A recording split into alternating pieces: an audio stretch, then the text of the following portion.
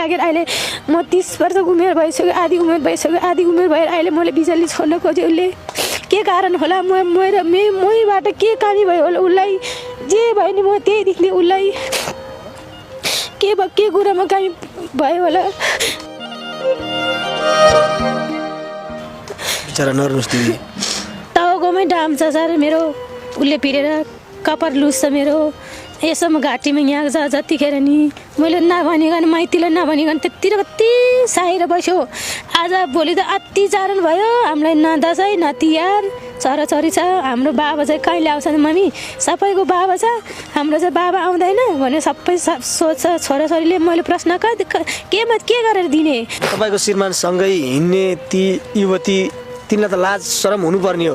घरमा छोराछोरी छन्, घरमा श्रीमती छ भन्ने थाहा हुँदाहुँदै पनि तपाईँको श्रीमानलाई यसरी बिगारेर हिँडिरहेकी छिन्, तिनलाई त लाज शरम हुनुपर्ने है? हुनुपर्ने हो, तर हुँदैन रहेछ। तपाईँको छोरी नै 14 वर्षकी हुनुहुन्छ होइन, श्रीमानले अर्की ल्याएर फरार हुनुहुन्छ, तपाईँ काम गर्न सक्दिनँ भन्नुहुन्छ। अब छोराछोरी पढाउने, तपाईँले आफ्नो जीविकोपार्जन गर्ने त धेरै गाह्रो हुनुभयो त तपाईँलाई? हजुर गाह्रो छ। अब बाबा चाहिँ छोरीले अहिले छकाचेम पढ्छु, बाबा मेरो अहिले कापी छैन, किताब बिच 9वटा किताब छ बाबा, मलाई 9वटा किताबमा किताब बिच एउटा कापी चाहिन्छ, मलाई पेन्सिल छैन, पेन छैन, मलाई ब्याग छैन बाबा भन्ने कति जोडी भनिसक्यो। हामीले भनेको कुरो मान्दैन, हामीदेखि झट्किन्छ, लुरुक्को भएर हिँड्छ, जतिखेर नि भाग्छ, जतिखेर नि कुट्छ। DelhiOnlineMedia.com 15 वर्षमा बिहे गरेको, 15 वर्ष भयो, म 30 वर्ष भयो होइन। मेरो श्रीमानले मलाई सधैँ टचर दिने, केटीसँग हिँड्ने, सधैँ घरमा आएर मलाई कुर्ने सर। अहिले सम्पर्कमा पनि छैन, मसँग सम्पर्कबिन भएर बसिरहेछ। अहिलेसम्म घर बनाएको त्यत्रो ऋण छ, मेरो टाउकोमा हालेर बसिरहेछ सर। म कहाँ जाने, ऋणले माग्ने मान्छेहरू घरमा आउँछ, मैले के गरेर तिर्ने? अहिले ऊ सम्पर्कबिन भएर हिँडिरहेछ, केटीसँग हिँडिरहेछ, मैले जहाँ गएँ नि न्याय पाइनँ। तपाईँको श्रीमानले जब श्रीमती भनेर दया माया नगरिकन अर्की केटी ल्याएर उल्टो तपाईँलाई कुटपिट गर्नुहुन्छ? हजुर, चौकीमा गएर मिलपत्र गरेर आएँ नि सर। अनि घरमा आएर मैले ल्याउन दिएन रे भनेर कपाल भुद्लाउँछ, घाँटी न्याक्छ, अनि ऊ आफै निस्केर जान्छ। 10-15 दिनसम्म सम्पर्कबिन हुन्छ, सम्पर्कबिनमा आउँदैन। अहिलेसम्म सम्पर्कबिन आएको छैन ऊ। तपाईँका बच्चा चाहिँ कति छ? 2टा छ, 2टा। हजुर, एउटा छोरा एउटा छोरी छ। छोरी भयो 15 वर्ष, छोरा भयो 10 वर्ष। श्रीमानले चाहिँ के काम गर्नुहुन्छ नि तपाईँको? श्रीमानले त योभन्दा अगाडि त अपरेटर हो, उनीहरू आफै डोजर अपरेटर हो। मलाई पैसा कमाएर नदिएको चाहिँ 2 वर्षै भइसक्यो सर, 2 वर्षै भइसक्यो। म अलिअलि कमाउँछु पैसा, अनि घरमा आउँछ पैसा खोसेर लान्छ, मलाई पैसा दिँदैन। पैसा दिने भने दिऊ, नदिए भने तँलाई मार्छ भन्छ मलाई, त्यसरी धम्की देखाउँछ मलाई। 2 वर्षदेखि यता तपाईँलाई कुनै पनि पैसा दिनु भएन, घर व्यवहार चलाउन धेरै गाह्रो भयो। तपाईँले चाहिँ आफ्नो घर व्यवहार बच्चा बच्ची पाल्नको लागि चाहिँ कसरी दुःख गर्नुहुन्छ?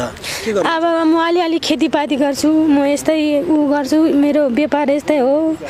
गाउँको मान्छे सबैले के व्यवहार गर्छ म त्यही व्यवहार गर्छु। म ज्यामी काम गर्न सक्दिनँ, म घरमै अलिअलि जे गाउँको मान्छेले जे व्यापार गर्छ म त्यही व्यवहार गर्छु, बस्छु। अनि उसले घरमा आएर सधैँ टचर दिन्छ, मलाई जति गरे पनि टचर दिन्छ। अनि घरबाट निस्किँदै मेरो फोन रिसिभ गर्दैन ऊ, दसैँमा नि घरमा आएन। अस्ति तपाईँ भन्दै हुनुहुन्थ्यो कान्छी श्रीमती ल्याएर आएर मलाई कुट्यो भने त्यति बेला तपाईँले फोन गर्नुभएको थियो, यो चाहिँ भएको के हो? यो कान्छी श्रीमती आगो बिन्दिन चाहिँ मैले चाहिँ के भने अब बस तिमीहरू बस, म जे तिमीहरू जति चौकी मैले लगेँ नि तिमीहरू छुटाउन सक्दैन रहेछ। अब म के गर्ने, म थाकिसक्यो, तिमीहरू बस भनेर म भनेको। त्यतिखेरै ऊ केटीसँगै भागेको। अहिले आत्तो पत्तो छैन, कहाँ गयो हो, के गर्यो हो, मसँग सम्पर्क आएको छैन क्या सर। ए, केटीसँग अर्को कुनै युवतीसँग भाग्नु भएको तपाईँको श्रीमान चाहिँ है? आज कति दिन भयो? आज 20 गते बेलुका 5:30 बजी भागेको। आज 22-23 गते कि कति भयो, आज 23 गते 3 दिन भयो होला सर। त्यतिखेर त्यही भयो। अब के गर्ने, म कहाँ गएर न्याय पाउँछ, कहाँ गएर मिल्छ? मेरो त्यत्रो ऋण छ, मलाई 100 पैसा पनि दिँदैन, 15 लाख ऋण छ। अब उनीहरूको जग्गा बेच्यो डेढोमा जग्गा बेच्यो मेरो हातमा पैसा अलि परेको छैन कहाँ छ अनि ऋण गर्ने मान्छेले उसको सिम मैले बोकेको छ सिम बोकेको मलाई टचर आउँछ पैसा के गर्यो खोइ सोनाम दाई भनेर मलाई फोन आउँछ म के गरेर तिर्ने। अनि अरू तपाईँको आन्तरिक ऋण व्यवहार भनेको तपाईँको घरको एउटा छुट्टै पाठ हो होइन, तर तपाईँले हामीलाई मलाई श्रीमानले कुटपिट गर्नुभयो, कुटपिट गरेर कहिले पनि आफ्नो श्रीमती जस्तो बनाएर राख्नु भएन, अरू केटीसित लागेर हिँड्नुभयो, हामीलाई घरमा पैसा पनि दिनुहुन्न, आफै कमाउने आफै बाहिरै खर्च गर्ने गर्नुभयो भनेर तपाईँ हामीसित आउनुभएको होइन। विवाह गरेको यतिका धेरै 15 वर्षसम्म सँगै जीवन कटाउनु भयो, अहिले आएर तपाईँको श्रीमानले किन होला अर्को केटीसँग हिँड्ने, के कारणले होला जस्तो लाग्छ? खोइ के कारण होला मबाट के कमी भयो होला, तर मैले जे भनेको त्यही पुऱ्याएको थियो त्यसलाई, मबाट के कमी भयो होला, केमा चित्त बुझेन होला त्यही भन्न चाहन्छु म। अब ऊ कहाँ गएको होला अहिलेसम्म सम्पर्क बिन भइरहेछ सर। कसरी चाहिँ कुटपिट गर्नुहुन्छ उहाँले? धेरै दुरी कुटपिट टाउकोमै डाम छ सर मेरो, उसले पिरेर कपार लुस्छ मेरो, यसोमा घाँटीमा यहाँ छ जतिखेर नि मैले नभनिकन माइतीलाई नभनिकन त्यतिर कति साएर बस्यो।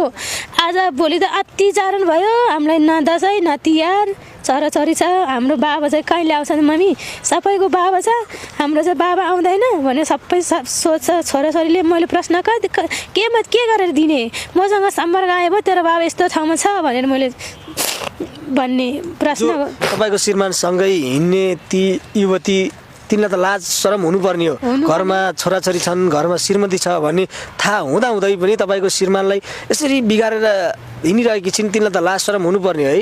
हुनुपर्ने हो तर हुँदैन रहेछ, के गर्ने सर, न्याय पाउँदैन रहेछ। चिन्नुहुन्छ त युवतीलाई तपाईँले? चिन्छु। अर्काको घर बिगार्नको लागि चाहिँ लागि परेकी छिन् तिनी? हजुर लागि परेको छ सर। मेरो बुढाको सोनामको छोरी छ, छोरा छ, उसको बुढी छ, यस्तो उसको घर व्यवहार यस्तो हो भनेर सबै थाहा छ त्यो केटीलाई, थाहा छ। थाहा हुँदै मैले यस्तो खान खोज्यो। मेरो अब सानो उमेरमा बिहे भयो नि त, मेरो सानो उमेरमा बिहे भयो, उसले जस्तै मैले छोडेर हिँडेको भए मैले छोडेर हिँडेँ जस्तो हुन्थ्यो। अब आफ्नो कर्मले भयो नि भयो, भाग्यले भयो नि भयो भएन, म अहिलेसम्म उसले जति टचर दिने म सहेर बसेको अत्याचारै भयो। अनि मैले अत्याचार भयो साराले बोलाएको मैले तपाईँको छोरी नै 14 वर्षकी हुनुहुन्छ होइन, श्रीमानले अर्की ल्याएर फरार हुनुहुन्छ, तपाईँ काम गर्न सक्दिनँ भन्नुहुन्छ। अब छोराछोरी पढाउने, तपाईँले आफ्नो जीविकोपार्जन गर्ने त धेरै गाह्रो हुनुभयो त तपाईँलाई? हजुर गाह्रो छ। अब बाबा जहिले छोरी अहिले 6 कक्षामा पढ्छु, बाबा मेरो अहिले कापी छैन, किताब बिच 9वटा किताब छ बाबा, मलाई 9वटा किताबमा किताब बिच एउटा कापी चाहिन्छ, मलाई पेन्सिल छैन, पेन छैन, मलाई ब्याग छैन बाबा भन्ने कति जोडी भनिसक्यो। हामीले भनेको कुरो मान्दैन, हामीदेखि झट्किन्छ, लुरुक्को भएर हिँड्छ, जतिखेर नि भाग्छ, जतिखेर नि कुट्छ, हामीदेखि रिसाउँछ, ऊ टाढा गएर बस्छ, त्यसरी हिँड्दो रहेछ ऊ। भनेपछि अब तपाईँलाई छोडेर अर्को त्यो जुन केटीसित अहिले हिँडिरहनु भएको छ तपाईँको श्रीमान, उहाँसँगै विवाह गर्ने विवाह गरिसक्नुभयो उहाँले चाहिँ? त्यस्तै अब त्यस्तै देखाएको थियो, फोटो पनि देखेँ भन्नु? फोटो पनि देखाएको थियो, टिका लगाएको फोटो छ, टिका लगाएको पनि छ। उसले म होइन यसरी होइन, ऊ आयो यसरी गरेको होइन, बिहे गरेको होइन भनेर आयो भने म मिलाउन सक्छु। अब मैले बिहे गरेँ हो भनेर ऊ आयो भने म बाउबीमा केसमै हालिदिने हो सर। तपाईँलाई श्रीमानले धेरै कुटपिट गरे, मसँग भिडियो छ, तपाईँ आइदिनुहोस् भनेर अस्ति फोन गर्नुभएको थियो, तपाईँसँग भिडियोहरू सबै प्रमाण छ है? हजुर छ, प्रमाण भन्नाले घरको अब घरकै छोराछोरीले थाहा छ, घरकै छोराछोरी सुत्दाखेरि मैले यसरी घाँटीमा न्याकेर कति दूर न्याकिसकेँ त्यसले घाँटीमा, मैले छोडेर हिँडेको भए हिँडे हुन्थ्यो, मैले न दुःख पाउँथ्यो न सुख पाउँथ्यो, त्यतिखेर म हिँडेको भए अहिलेसम्म। आज बिग्रे नि भोलि सुतिरहन्छ कि भनेर म बस्यो सर। अहिलेसम्म म मेरो सानै उमेरमा बिहा गरेर उसले लागेर अहिले म 30 वर्षको उमेर भइसक्यो, आधी उमेर भएर अहिले मैले बिजुली छोड्न खोजेँ। उसले के कारण होला, मैबाट के कमी भयो होला, उसलाई जे भयो नि म त्यही देख्ने, उसलाई के कुरामा कमी भयो होला त्यति कुरो भन्न चाहन्छु म। बिचरा नर्नुहोस् दिदी, सँगै जीवन कटाउँला भनेर विवाह गर्नुभयो होइन, सयौं जन्मसँग सुख दुःखमा साथ पाइएला, भनेर विवाह गर्नुभयो, बच्चा बच्ची जन्माउनु भयो। अहिले यो उमेरमा आएर तपाईँले आफ्नै श्रीमानबाट यति धेरै चोट पीडाहरू भोग्नु भएको छ। पक्कै पनि यो भिडियो तपाईँको श्रीमानले हेर्दै हुनुहुन्छ भने पनि अर्काको छोरीलाई श्रीमती बनाएर ल्याइसके पछाडि त मन परेन म अर्को ल्याउँछु भन्ने, अर्कै केटीसँग लाग्ने गर्नु यो तपाईँको राम्रो नियत होइन। आफ्नो श्रीमानलाई सुध्रिने मौका दिन्छु भन्नुहुन्छ। त्यो जुन युवती छन् नि ती युवतीले पनि तपाईँलाई कुटिकेन है? युवतीले चाहिँ मलाई चाहिँ यसरी हात झपाडेको थियो। मेरो छोरी थियो, मेरो मम्मीले के गर्नु पर्दैन भने मेरो छोरी अगाडि बढ्यो। त्यतिखेर के गर्ने त्यो युवतीले चाहिँ यो के अरे मेरो श्रीमानले चाहिँ त्यो केटी लिएको थिएँ झपाडे उसले केटीले चाहिँ यसरी हातले कान्छेरमा घोचेकन के गर्न सक्दैन। मैले जबदेखि मैले एक शब्द बोलेँ कि मलाई त हान्न आउँछ। तपाईँको श्रीमानले त कुटे होइन, तपाईँको अर्को सौताले पनि तपाईँलाई हात उठाउनु पिट्नुको कारण चाहिँ के हो? खै के होला, के भयो होला, अब के गर्न खोज्यो होला, मैले त्यो थाहा पाएन। न श्रीमानले उसलाई कुटा भनेर आराउ हो कि के हो कि म त्यही बुझ्न सकिनँ होइन। त्यति हो। अब के गर्न खोजेको होला, सानै उमेरमा बिहे गर्यो होला खाइफगाइ गरेर। तपाईँको बच्चा बच्चीले चाहिँ के भन्छन्? के भन्छन् अब मम्मी हाम्रो बाबा त छैन, कहाँ हो, के गरेको हो। मान्छेहरूले हाम्रो बाबा त आगो बिहे गरेर गएको रे भन्छ। हो मम्मी भने बच्चाहरूले सोच्छन्। मैले के प्रश्न दिने, उत्तरको मैले के प्रश्न दिने बच्चाहरूलाई? अब बच्चा बच्ची कसरी पाल्नुहुन्छ त? अब कसरी पाल्ने, अब बच्चा बच्ची अब के हुन्छ, अब बच्चा बच्ची कसरी पाल्ने, बच्चालाई कसरी पढाउने मैले। उसले नि अब उसले हेर्दैन भने उसले बाउ भएपछि उसले उसको बाउ भएपछि उसले हेर्नै पर्ने हो। उसले नहेरे कसले हेर्ने उसको बच्चा बच्ची?